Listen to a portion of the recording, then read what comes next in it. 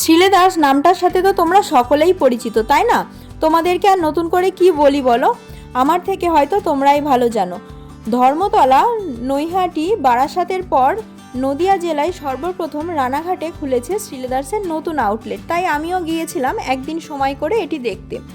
গিয়ে দেখি স্টক বেশ আছে, তবে ধর্মতলার সাথে এটি তুলনা করলে চলবে না, সেই তুলনায় স্টক একটু কম। আর ভিড়ের কারণে রোজই এদের স্টক ক্লিয়ার হচ্ছে। প্রথম দিন তো একেবারে ক্লিয়ার হয়ে গিয়েছিল, তারপর থেকে এরা রোজই স্টক আপডেট করতে আছে। বিভিন্ন জিনিসের পাশাপাশি নতুন বেশ কিছু আইটেম উঠেছে, যেমন ধরো ব্যাগ, জুতো, পার্স, ওয়ালেট, বেল্ট, এগুলো তো আগে ছিলই। তাছাড়াও গয়নার বাক্স এবং ঘড়ির বাক্স, এগুলো আমার বেশ পছন্দ হয়েছে। এগুলো বেশ আধুনিক। প্রথমে একটু দেখছিলাম বাবার জন্য স্যান্ডেল, তারপর ভাবলাম না, সাইজ প্রবলেম হতে পারে, তো আর কিনিনি। তারপর ব্যাগের প্রতি ইনফ্যাচুয়েশন একেবারে ছোট থেকেই, তো সেই কারণেই ব্যাগগুলোকে একটু ঘুরে দেখছিলাম। 450 থেকে 2000-এর মধ্যে বেশ সুন্দর ব্যাগ ছিল এবং প্রত্যেকটারই বেশ কালার অপশানগুলো ছিল, যেগুলো প্রচণ্ড স্মার্ট। এই ব্যাগটা তো আমার বেশ পছন্দ হয়েছে। আর কোয়ালিটি নিয়ে কি বলবো, কোয়ালিটি তো বরাবরই খুব ভালো।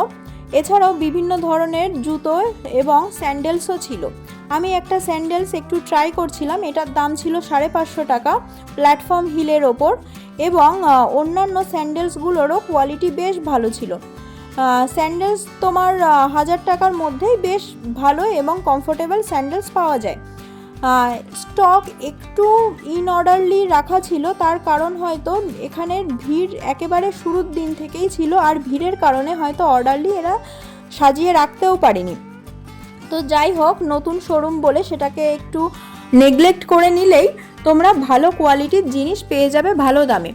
দামগুলো তো যথেষ্ট রিজনেবল, সেটা নিয়ে আর নতুন করে কিছু বলছি না। এই ধরনের ভিডিও যদি তোমরা দেখতে পছন্দ করো, তবে চ্যানেলটিকে সাবস্ক্রাইব করে বেল আইকনটি প্রেস করে নিও, এবং শেয়ার এবং কমেন্ট করতে ভুলো না। আর লাইক কিন্তু অবশ্যই করো যদি তোমাদের পছন্দ হয়। তো শোরুমের ভিড় তোমরা দেখতেই পাচ্ছ। ঘুরে দেখতে একটু অসুবিধা হচ্ছিল ঠিকই, কিন্তু বেশ ভালোই লাগছিল দেখতে।